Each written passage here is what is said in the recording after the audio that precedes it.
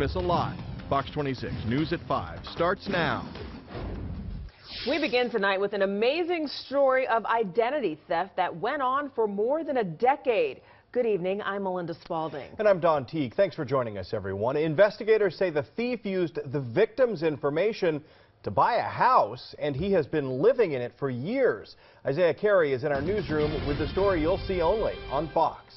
Well, guys, this is a situation we've been following for about a year now. When I first received a call from Dexter Evans. While there is now an arrest, Evans is far from whole after being placed in a financial hole by someone using his personal information.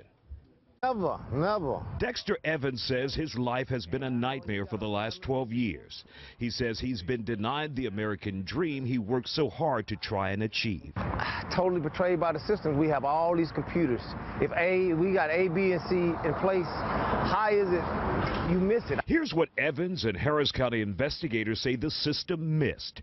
This man, 36-year-old Edgar Linares. According to the sheriff's office, Linares somehow obtained Evans' social security number back in 2001 and created his own American dream. Next thing I know, I get bills in the mail from Captain One at my P.O. box saying that I owe $4,000, almost $5,000. Then I owe $6,000, almost $6,000. I call up Conn's. I had one account. He got 8 accounts. And that's not the kicker.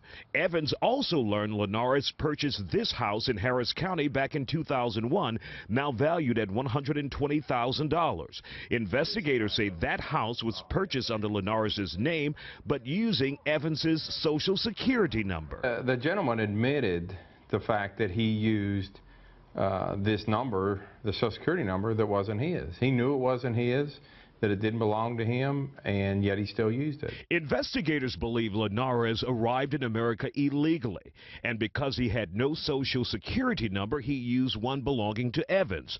Lieutenant Starber says this is not unusual, especially in a city that attracts undocumented workers who tend to stay and make Houston home. We get so many identity thefts and people using social security numbers that don't have their own to get jobs.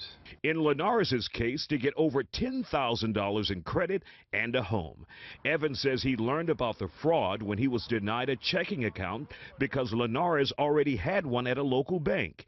He wants to know how a complicated financial system in America could allow this to happen. Lieutenant Stuber says because it happened at a time when mortgage fraud was rampant in America and right here in Harris County.